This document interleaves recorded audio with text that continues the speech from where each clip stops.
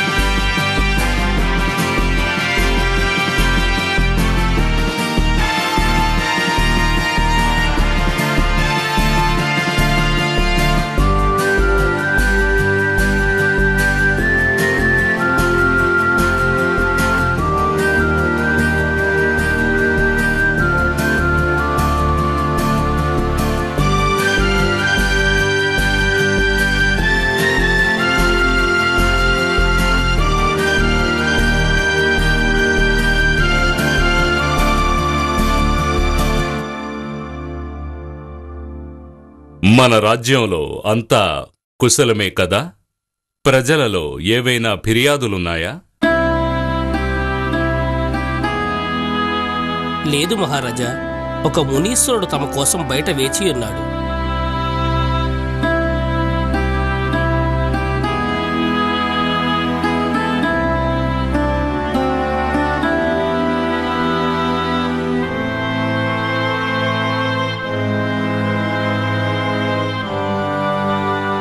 మునీశ్వరులకు అభివాదములు.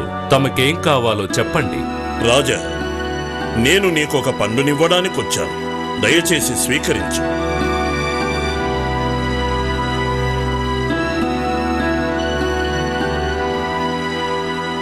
దీన్ని లోపల గదిలో భద్రంగా ఉంచండి.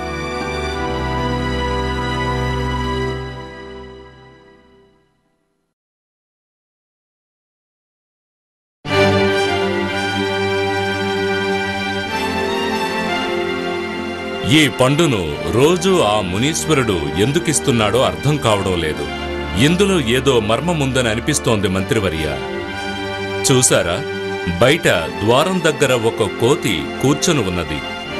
ఈ పండును తీసుకెళ్లి దానికివ్వండి.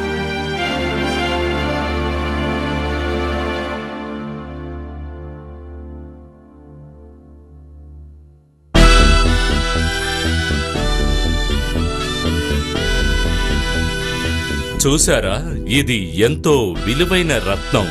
మంత్రివర్య, మీరు వెళ్ళి ఆ మునీశ్వరుడు ఇచ్చిన పండ్లను తీసుకురండి. వాటి లోపల ఏముందో చూడండి.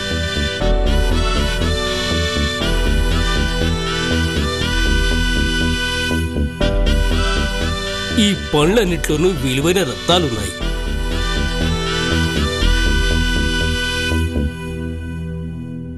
మునివర్య, చెప్పండి, తమరి పండ్లను నాకెందుకు ఇస్తున్నారో? ఎలాంటి సత్కారణము లేకుండా నేను మీ నుండి ఈ పండ్లను బహుమతిగా స్వీకరించలేను. నేను తలపెట్టిన ఒక దైవ కార్యానికి ధైర్య సాహసాలు గల వ్యక్తి సహాయం కావాలి. నేను అరణ్యంలో ఒక హోమాన్ని చేస్తున్నాను. తప్పకుండా నేను తమకు సాయం చేస్తాను. ఏం చేయాలో చెప్పండి. సంతోషం మహారాజా. వచ్చే అమావాస్య రోజున నీవు శ్మశానానికి రా. అక్కడ మర్రి చెట్టు వద్ద నేను నీకోసం ఎదురు చూస్తుంటాను. అప్పుడు చెప్తాను.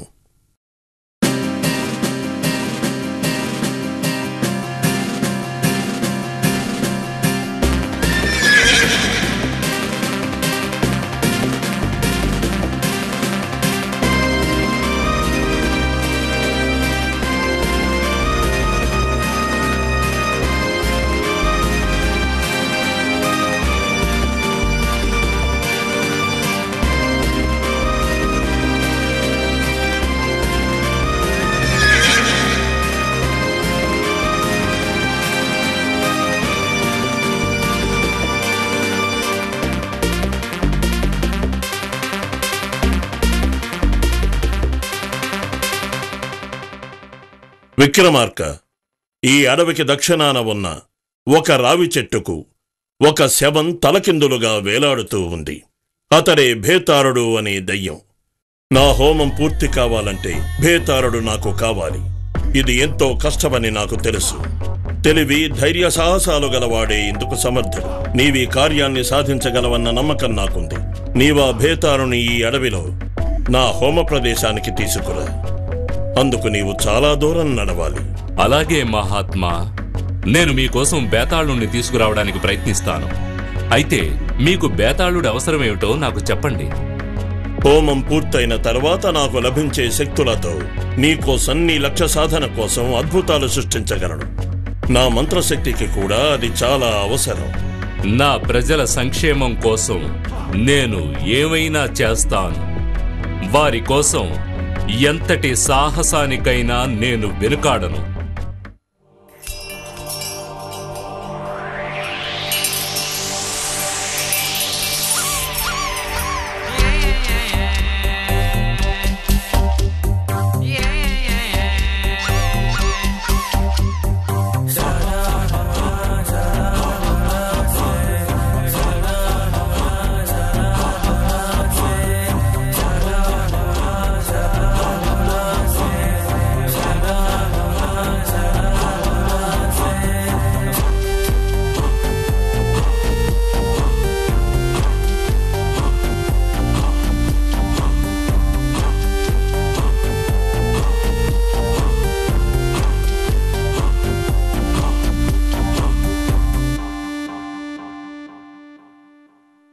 ఎవరు నువ్వు? దెయ్యానివా? నా పేరు బేతాళుడు. ఓ రాజా, నన్ను ఎక్కడికి తీసుకువెళుతున్నావు? ఎందుకని? ఒక యోగి పుంగవుడు నిన్ను తీసుకుని రమ్మన్నాడు. నీతో రావడానికి నాకెలాంటి అభ్యంతరమూ లేదు, కానీ 2 నిబంధనలున్నాయి. ఓ రాజా, నీవు సత్యసంధుడవని, నిజాయితీపరుడవని, ఉదాత్తమైన రాజువని నాకు తెలుసు.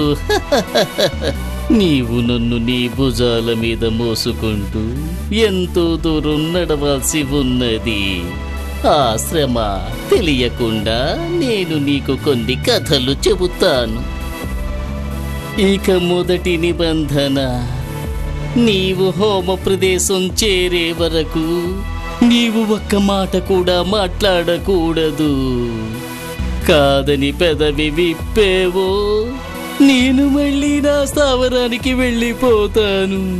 ఇక 2వ నిబంధన, నీవు ధర్మ ప్రభువుగా పేరుగాంచిన రాజువని నా నమ్మకం.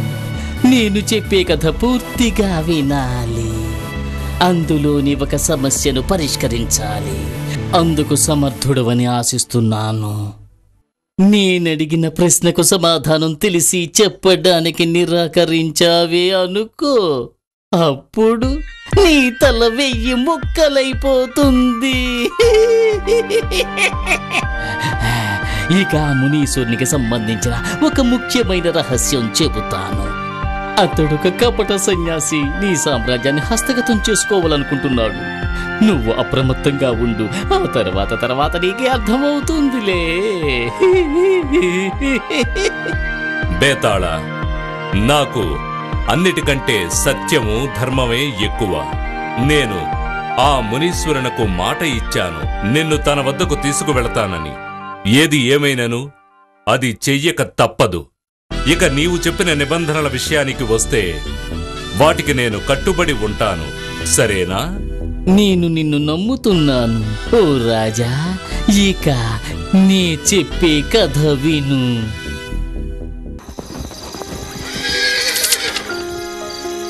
తగిన వరుడు.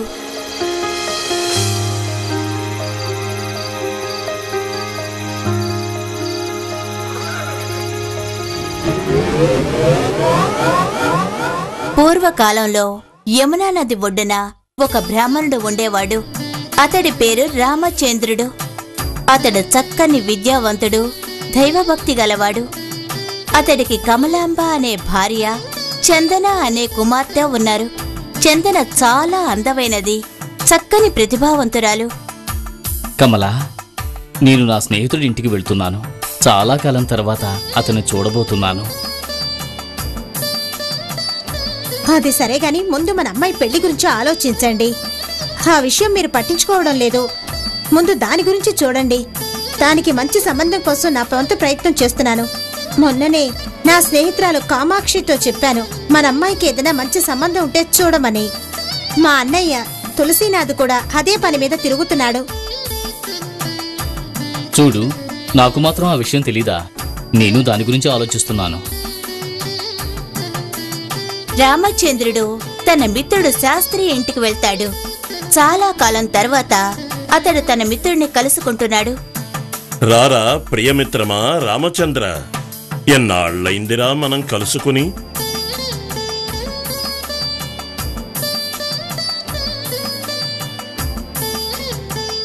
నిజమేరా, చాలా కాలం అయింది. ఏమిటి విశేషాలు? అన్నీ విశేషాలే. నా కొడుకు కృష్ణ ఎదిగొచ్చాడు. చదువు సంఖ్యలు పూర్తయ్యాయి. కాలం కలిసి రావడం అంటే ఇదేనేమో. నేను కూడా నా కూతురుకు తగిన వరుడు కోసం వెతుకుతున్నాను. అది కూడా చాలా చక్కనైనది, చదువుకున్నది. అందుకని దాన్ని నీ కొడుక్కిచ్చి పెళ్లి చేయాలని ఆశతో ఉన్నాను.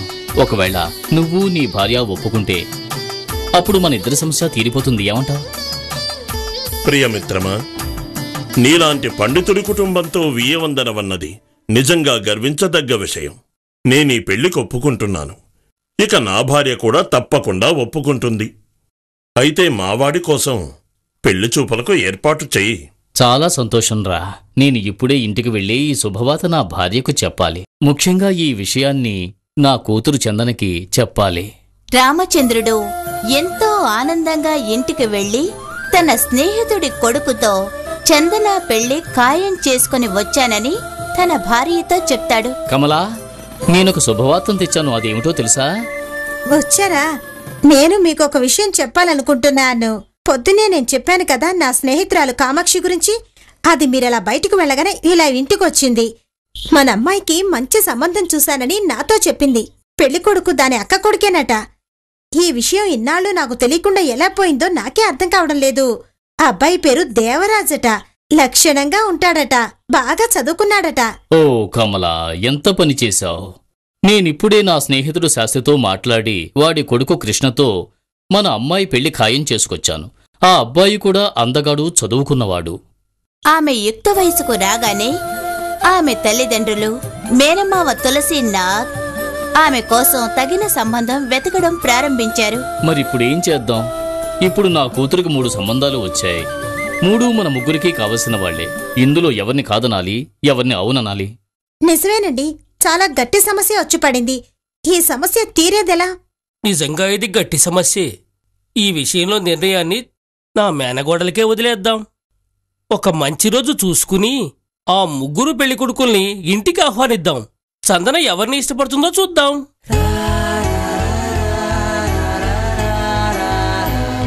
ఓ మంచి రోజున ముగ్గురు పెళ్లి కొడుకులను రామచంద్రుని ఇంటికి ఆహ్వానిస్తారు.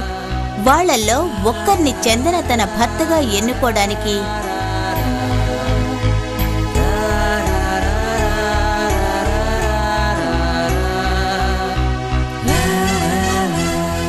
ముగ్గురికి ముగ్గురు అందగాళ్లే. చందన ఎవరిని ఎన్నుకోవాలో తెలియక సందిగ్ధంలో పడుతుంది. అంతలో ఎక్కడి నుంచో ఒక తాచుపాము వచ్చి చందనను కాటు వేస్తుంది. తక్షణమే చందన ప్రాణాలు విడుస్తుంది.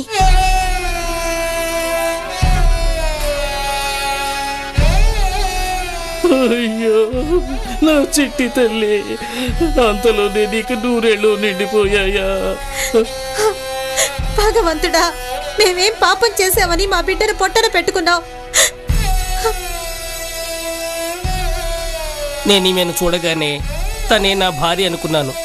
తన మరణం నన్ను కలిసివేసింది. ఈ అంత్యక్రియలు నేనే జరిపిస్తాను. నేను చందనాన్ని ఎంతగానో ఇష్టపడ్డాను, కానీ ఆ విధి ఆమెని నా నుంచి దూరం చేసింది. నేను చందన చితాభస్మాన్ని తీసుకుని ఆమె జ్ఞాపకాలలో ఒక చిన్న కుటీరంలో జీవిస్తాను. నేను ఈమెను వివాహమాడాలనుకున్నాను. విధిరాతను ఎవరూ మార్చలేరుగా. నేనుక తీర్థయాత్రలకు బయలుదేరడం తప్ప మరో గత్యంతరం లేదు. చందన అంత్యక్రియలను కృష్ణ జరిపిస్తాడు. దేవరాజు ఆమె చితాభస్మాన్ని తీసుకొని ఆ శ్మశాన వాటిక సమీపంలోనే ఒక గుడిసెలో జీవిస్తాడు. నరోత్తముడు సన్యసించి తీర్థయాత్రల పేరుతో దేశాలు తిరుగుతూ ఉంటాడు. ఒకరోజు రాత్రి నరోత్తముడు ఒక మారుమూల గ్రామంలోని ఒక తాంత్రికుని ఇంటికి వెళ్తాడు. అమ్మా, నేనొక బ్రాహ్మణుణ్ణి. తీర్థయాత్రలో ఉన్నాను.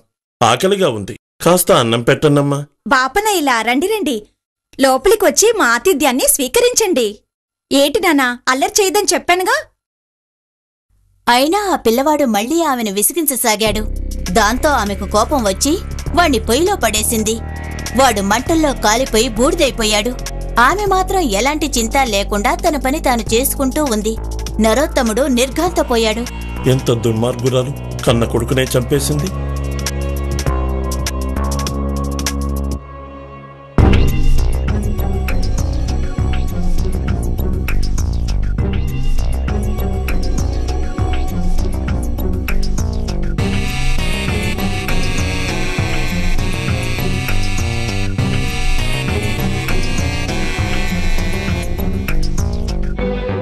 చనిపోయిన వాళ్ళని మళ్లీ బ్రతికించే శ్లోకాలున్న ఆ మంత్ర గ్రంథాన్ని ఎలాగైనా సంపాదించాలి. అప్పుడే నా చంద్రను మళ్లీ బ్రతికించుకోగలను.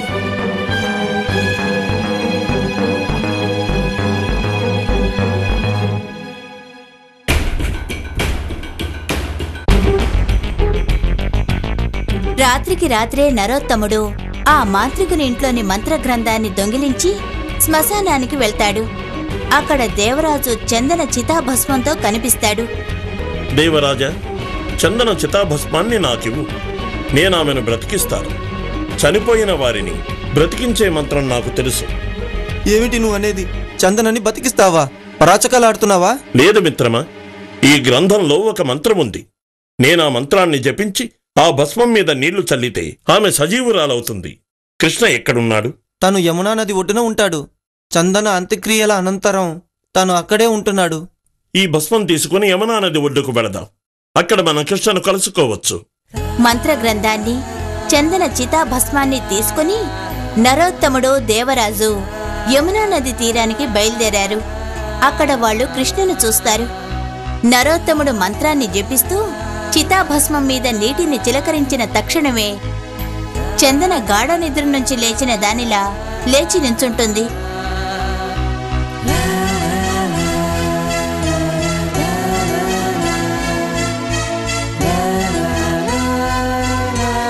ఇది కథ. ఆ ముగ్గురు చందనను ఎంతగానో ప్రేమించారు, పెళ్లి చేసుకోవాలని అనుకున్నారు. ఇప్పుడు చెప్పు, చందన ఎవరిని పెళ్లి చేసుకోవాలి?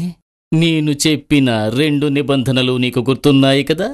నీకు సమాధానం తెలిసి చెప్పకుండా మౌనంగా ఉండిపోయావో తక్షణమే నీ తల 1000 ముక్కలైపోతుంది. కాదని నువ్వు పెదవి విప్పావు అంతే, నేను మళ్ళీ రావి చెట్టుపైకి వెళ్ళిపోతాను. ఏమంటావు విక్రమా? చందన దేవరాజునే వివాహం చేసుకోవాలి. ఎందుకని? ఈ ప్రపంచంలో బంధం చాలా పవిత్రమైనది గనుక నరోత్తముడు చందనకు నూతన జీవితాన్ని ప్రసాదించాడు. అందుకని అతడు ఆమెకు తండ్రి లాంటివాడు. కృష్ణ ఆమెకు అంత్యక్రియలు జరిపించాడు. ఆ కారణంగా అతడు ఆమెకు కొడుకు లాంటివాడు. దేవరాజు ఆమె చితాభస్మాన్ని పెట్టుకుని ఆమె జ్ఞాపకాలతో జీవించాడు కనుక అతడే ఆమెను వివాహం చేసుకోవడానికి తగినవాడు. నీవు చెప్పింది అక్షరాల నిజం మహారాజా. నువ్వు చాలా తెలివైన వాడివి, కానీ నా హెచ్చరికను నీవు మరచిపోయావు. నోరు మెదపి సమాధానం చెప్పావు. అందుకే నేను మళ్ళీ నా స్థావరానికి వెళ్ళిపోతున్నాను.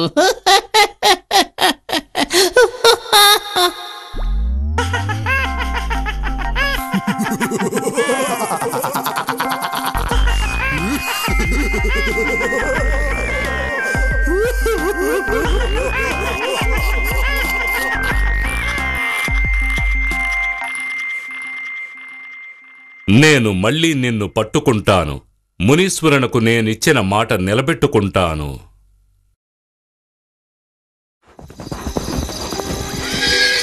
మహోన్నత త్యాగం.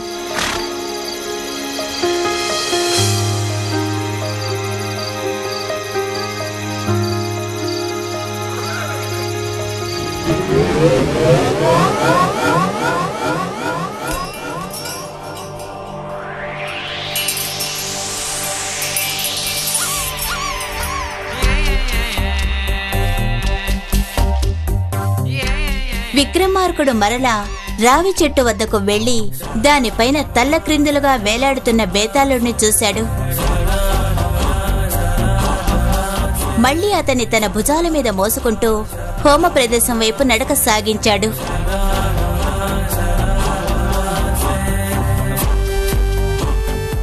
అలా నడుస్తూ ఉండగా, రాజా, నువ్వు మునీశ్వరుడికిచ్చిన మాటను నిలబెట్టుకోవాలనే తపన మెచ్చుకుంటున్నాను. నేను మళ్ళీ ఇంకో కథ చెబుతాను, విని తగిన సమాధానం చెబుతావని ఆశిస్తున్నాను. ఒకానొక కాలంలో రామనగరం అనే నగరాన్ని రాజసింహ అనే రాజు పాలిస్తూ ఉండేవాడు. అతడు ఎంతో తెలివైనవాడు, ఉదారుడు. ఇతరుల మనసులను చదవగల ప్రత్యేకమైన గుణం అతడిలో ఉంది. ఒకరోజు ఒక వయోవృద్ధుడు ఆ రాజుగారిని చూడ్డానికొస్తాడు. తమ దర్శనార్థం తమ సోదరుడు ఒక ఆయన వచ్చాడని మీ రాజుగారితో చెప్పు. రాజుగారి సోదరులా? ఒక్క నిమిషం, రాజుగారితో చెప్పొస్తాను. మహారాజా, తమ దర్శనార్థం ఒక వృద్ధుడొచ్చాడు. అతడు తమ సోదరుడట. లోనికి తీసుకురా. విజయీ భవ, దిగ్విజయీ భవ. స్వాగతం మహాశయ. తమకు ఏం కావాలో సెలవీయండి. మహారాజా, నేను ముసలివాడను.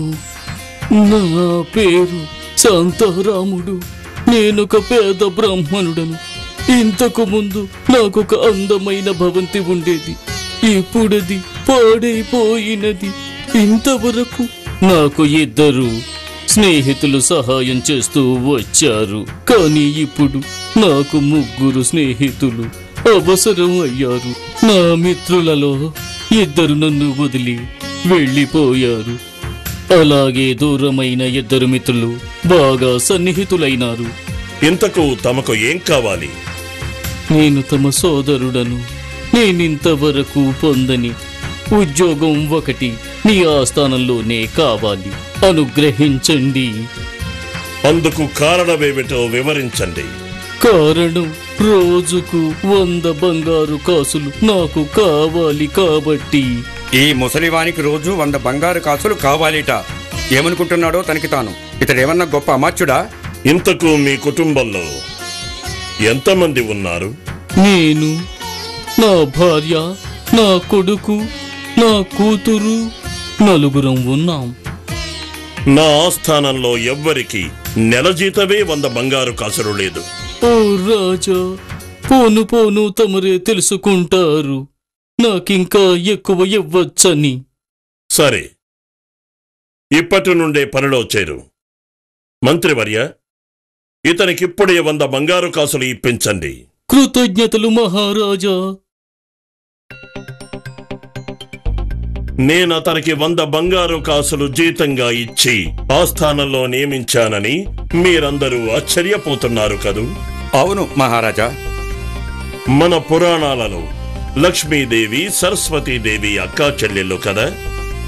మనం సోదరుడమని అతడన్నాడంటే దాని అర్థం తాను సరస్వతీ పుత్రుడని, అంటే పండితుణ్ణని చెప్పకనే చెప్పాడన్నమాట. అలాగే నేను లక్ష్మీపుత్రుణ్ణి, అంటే శ్రీమంతుణ్ణని అర్థం. అతని ఇల్లు పాడైపోయిందని అన్నాడు. అంటే తాను ముసలివాడినైపోతున్నానని, శరీరం నీరసించిపోతోందని అర్థం. తన కదలికల్లో 2 మిత్రులు తనకు సాయం చేస్తూ వచ్చారు అన్నాడు. అంటే కాళ్ళని ఉద్దేశించి చెప్పాడన్నమాట. ఇప్పుడు 3 స్నేహితులు సాయం చేస్తున్నారని అన్నాడు. 3వ స్నేహితుడు అంటే చేతికర్రను ఉద్దేశించన్నాడు.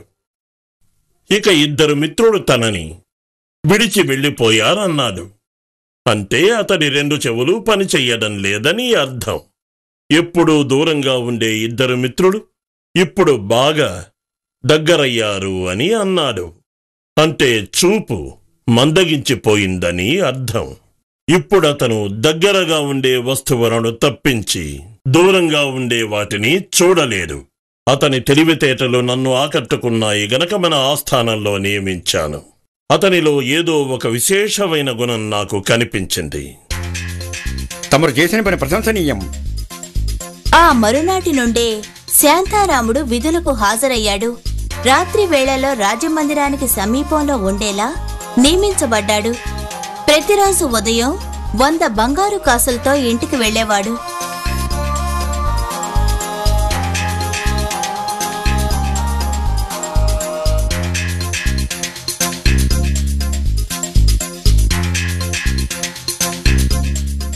మహారాజా, నిన్న తమరు నాకు అప్పచెప్పిన పనిని పూర్తి చేసుకొచ్చాను. అంటే శాంతారాముడి విషయమా? చిత్తం.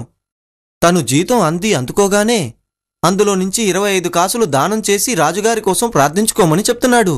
తదుపరి స్నానానంతరం దేవాలయానికి వెళ్లి 25 కాసులు సమర్పించి మన రాజ్యంలో దుఃఖదారిద్ర్యాలు ఉండకూడదని శ్రద్ధగా ప్రార్థిస్తున్నాడు.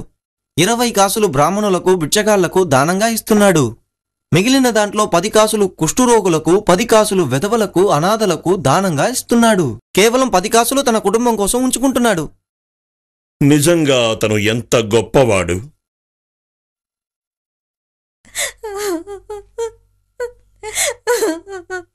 శాంతారాం, ఏమిటా శబ్దం?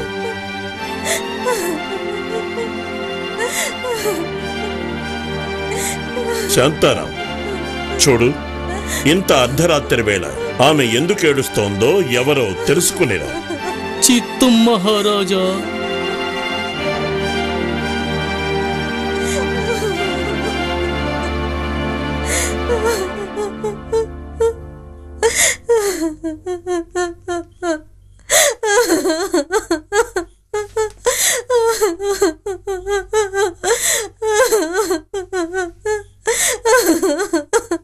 ఎవరమ్మా నువ్వు?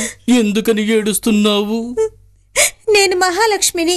అంతఃపురంలో ఉండేదాన్ని. కాని ఒక దుష్ట శక్తి నన్ను అక్కడి నుంచి ఇక్కడికి తరివేసింది. ఆ దుష్ట శక్తి రాజసింహ మహారాజుని పొట్టన పెట్టుకుంటుందేమోనని నాకు భయంగా ఉంది. అతడు రాజులందరిలోకి చాలా ఉదాత్తమైన రాజు. అటువంటి మహానుభావుడి మరణాన్ని నేను అస్సలు భరించలేను. అతడి మరణాన్ని ఊహించుకుంటే నాకు ఆపుకోలేని దుఃఖం వస్తోంది. నేను అసక్తురాల్ని. భగవంతుడా, మనం వారిని ఎలాగైనా కాపాడాలి. మార్గం ఏదైనా ఉంటే చెప్పు తల్లి. లేకే ఉంది. ఎవరైనా తమ పుత్రుణ్ణి కాళికాదేవికి బలి ఇవ్వగలిగితే రాజు క్షేమంగా ఉంటాడు. అది రేపే జరగాలి.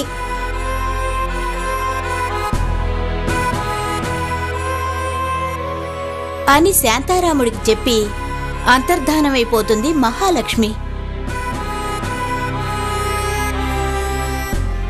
శాంతారాముణ్ణి అనుసరిస్తూ శ్మశానానికి వెళ్లిన రాజు ఒక చెట్టు చాటు నుండి మహాలక్ష్మికి శాంతారాముడికి మధ్య జరిగిన సంభాషణ అంతా విన్నాడు. రాజు తనను అనుసరిస్తున్నట్టు శాంతారాముడికి తెలియదు.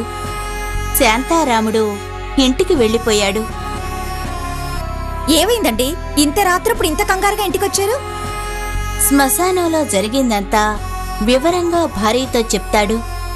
రాజుకు సంభవించబోయే మరణం గురించి కూడా చెప్తాడు. అలాగే రాజును రక్షించుకునే మార్గం కూడా చెప్తాడు. విశ్వాసపాత్రత ఎప్పుడూ తన యజమాన్ని రక్షించుకోమని చెప్తుంది. అది మీ బాధ్యత.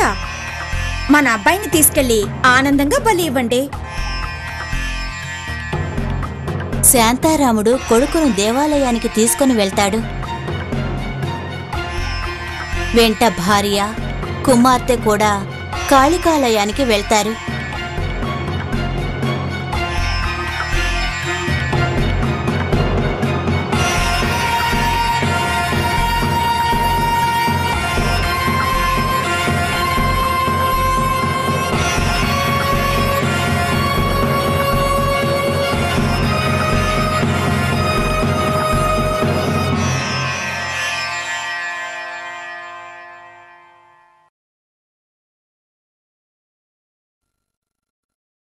నా తమ్ముడి మరణం నేను తట్టుకోలేను.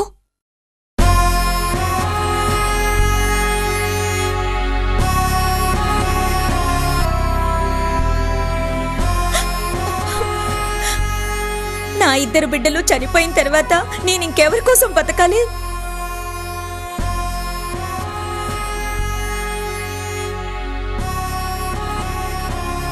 నా కుటుంబం మొత్తం పోయింది. ఇక నేనొక్కడినే ఈ ప్రపంచంలో బ్రతకడంలో అర్థమే లేదు. నేను వాళ్ళ దోవని అనుసరిస్తాను.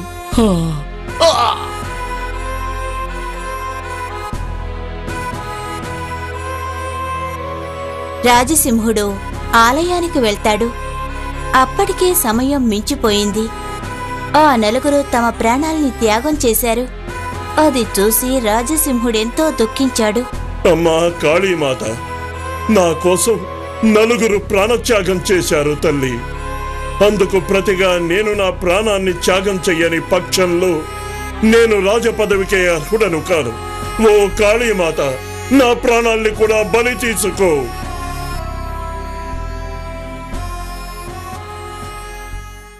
రాజసింహుడు తన శిరస్సును ఖండించుకుంటాడు.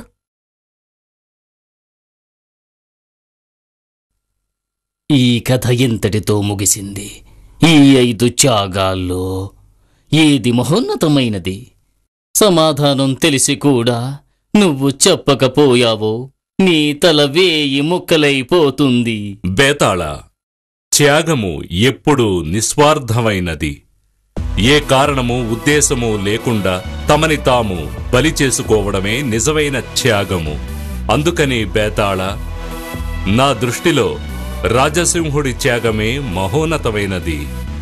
అలాగని ఎలా చెబుతున్నావు? శాంతారాముడు రాజు ప్రాణాలు కాపాడతానని ప్రతిజ్ఞ చేశాడు. అందుకని అతడు తన కొడుకును బలి ఇచ్చాడు. బిడ్డపైన మమకారంతో భార్య, సోదరునిపై గల ప్రేమతో కుమార్తె తమ ప్రాణాల్ని త్యాగం చేశారు. కుటుంబం మీది మమకారంతో శాంతారాముడు కూడా ప్రాణాలు విడిచాడు. అయితే తన సేవకుడి కోసం, అతని కుటుంబం కోసం ప్రాణత్యాగం చేయాల్సిన అవసరం రాజసింహుడికి లేదు. నువ్వు చెప్పింది నిజమే రాజా, కానీ నువ్వు నా మొదటి నిబంధనలు అతిక్రమించావు. పెదవి విప్పావు. అందుకని నేను మళ్ళీ నా స్థావరమైన రావి చెట్టు మీదకే వెళ్ళిపోతున్నాను.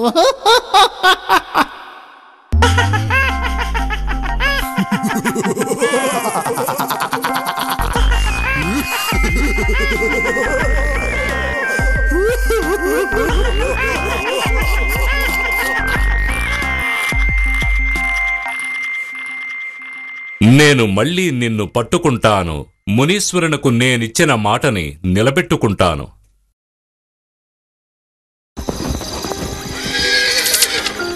జూద మహారాజు.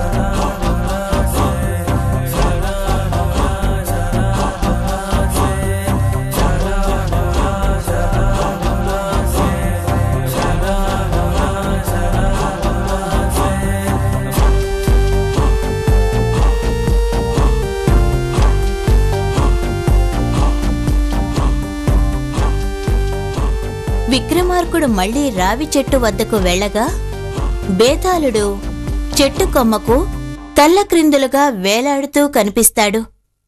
ఓ రాజా, నీ స్థిర చిత్తానికి, అంకిత భావానికి నిన్ను మెచ్చుకుంటున్నాను. ఈసారి నీకు ఇంకో కథ చెబుతాను. దానికి నువ్వెలా సమాధానం చెబుతావో చూడాలి. శ్రమ తెలియకుండా విను. చాలా ఏళ్ల క్రితం ఉదయగిరి సామ్రాజ్యంలో కనకరాజు అనే రాజు ఉండేవాడు. అతడు రాజుల్లోకెల్లా శ్రీమంతుడు. అయితే అతడు జూదానికి బానిస. అతడు జూదంలో తన రాజ్యంతో పాటు సకలైశ్వర్యాల్ని పోగొట్టుకున్నాడు. చివరికి రాజ్యం నుండి పారిపోవలసిన పరిస్థితి ఏర్పడింది.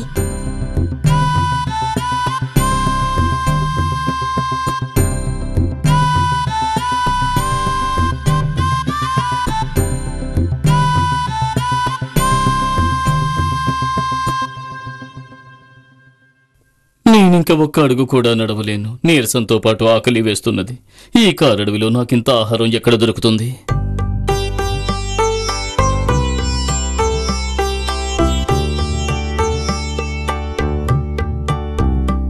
కొద్ది దూరంలో ఒక ముని ఆశ్రమం కనిపిస్తుంది. రాజు అక్కడకు వెళ్ళగా ధ్యానంలో ఉన్న ముని కనిపిస్తాడు. ముని ధ్యానం పూర్తయ్యే వరకు వేచి ఉండి ఆ తర్వాతే తినడానికి ఏమైనా అడుగుదాం. ముని ధ్యానం పూర్తవుతుంది. అతడు కళ్ళు తెరుస్తాడు. ఎదురుగా రాజు కనిపిస్తాడు. నీవు చూస్తే రాజులా ఉన్నావు. బాగా ఆకలితో కూడా ఉన్నట్టున్నావు. అక్కడ కొన్ని పండ్లు కందమూలాలు ఉన్నాయి. అవి తిని ఆకలి తీర్చుకో.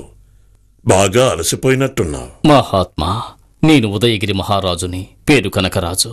నేను సాధారణంగా ఇలాంటి వాటిని భుజించను, అది ఇలాంటి బహిరంగ ప్రదేశంలో. నీవు రాజువే ఒకప్పుడు, కాని ఇప్పుడు కాదుగా. నా దృష్టిలో నీవు నీ రాజ్యం నుంచి పారిపోయి వచ్చినట్టున్నావు. ఇప్పుడు నీవు అలసిపోయి ఆకలితో ఉన్నావు. అందుకని ముందు వాటిని ఆరగించు. లేదు మహాత్మా, నేనిలాంటి ఆహారాన్ని తినలేను. నేను రాజభోజనం కోసం ఎదురు చూస్తున్నాను. నా శయ్యా మందిరం లాంటి మందిరంలో నిద్రించాలని కోరుకుంటున్నాను. అభీష్ట సిద్ధిరస్తు.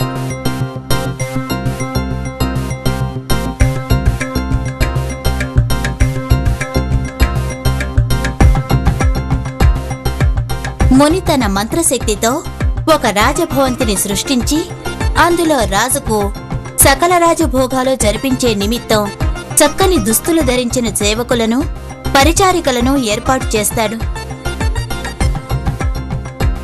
బంగారు పళ్ళంలో విందు భోజనం, అతడి రాజమందిరంలో లాగే నిద్రపోవడానికి పట్టు పరుపులు అమర్చబడతాయి.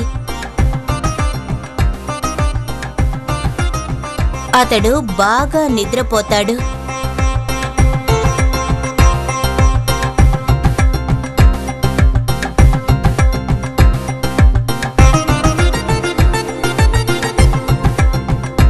కొంతసేపటికి మెలకువ వచ్చి కళ్ళు తెరిచి చూసేసరికి తను నేల మీదే పడుకున్నట్లు గమనిస్తాడు. అక్కడ రాజమందిరమూ లేదు, సేవకులు లేరు, పరిచారికలు లేరు. మహాత్మా, ఏమి ఈ వింత? నేను రాజభోజనం చేసినట్టు హంసతూలిక తల్పంపై నిద్రించినట్టు కలగన్నానా? లేదు మహారాజా. నీకు ఆ అనుభూతిని కలిగించే విధంగా నేను నా మంత్రశక్తితో రాజమందిరాన్ని, సేవకులను సృష్టించాను. అద్భుతంగా ఉంది మునిశ్రేష్ఠ. తమలాగే మంత్రశక్తిని సంపాదించి జీవితంలో అన్ని సుఖాలను అనుభవించాలని ఉంది. నేను నీకు కొన్ని మంత్రాల్ని ఉపదేశిస్తాను. అయితే అందుకు నీవు నీటిలో కంఠభాగం వరకు మునిగి 60 రోజుల పాటు ఒంటికాలి మీద ఆ మంత్రాల్ని జపించాలి. అలా చేయగలవా? ఈ ప్రపంచంలోని సర్వసుఖాలను పొందటానికి తగిన మంత్రాలు సాధించడం కోసం ఏదైనా చేస్తాను. ముని చెప్పిన సలహాను తూచా తప్పకుండా పాటించాడు రాజు.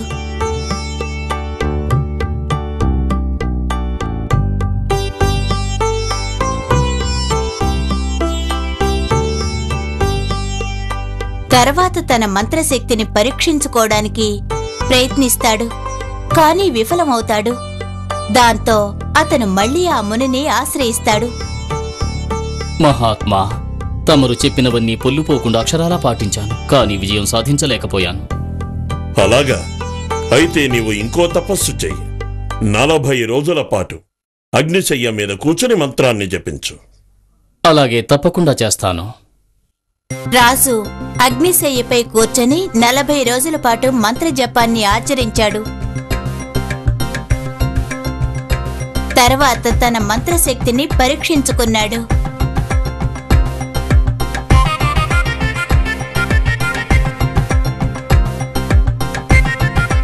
కానీ ఈసారి కూడా విఫలమయ్యాడు.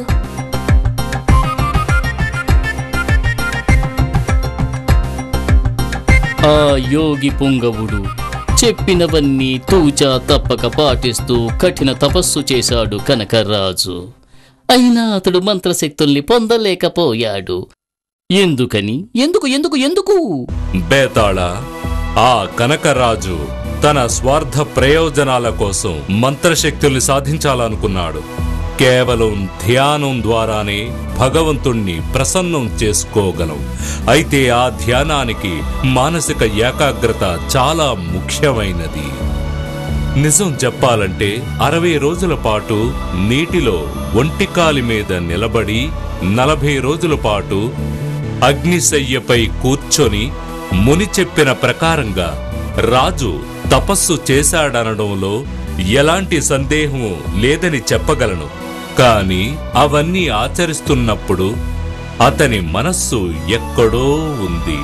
భవిష్యత్తులో తాను అనుభవించబోయే సుఖాల చుట్టూనే అతడి మనసు పరిభ్రమించసాగింది. అందుకనే అతని ప్రయత్నాలు ఏమాత్రం ఫలించలేదు. మహారాజా, నువ్వు చాలా గొప్పవాడవు. నా ప్రశ్నకు సరైన సమాధానం చెప్పావు. నీ శిరస్సును కాపాడుకున్నావు. కాని నువ్వు నా నిబంధనల్లో ఒకదానిని భంగపరిచి నీ పెదవి విప్పి ఎన్నో మాటలు మాట్లాడావు. అందుకని నేను మళ్ళీ రావి చెట్టు మీదకు వెళ్ళిపోతున్నాను.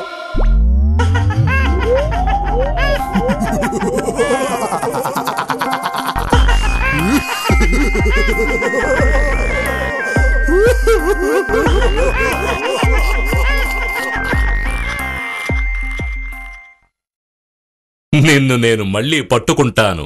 నీ వెంటే వస్తున్నాను.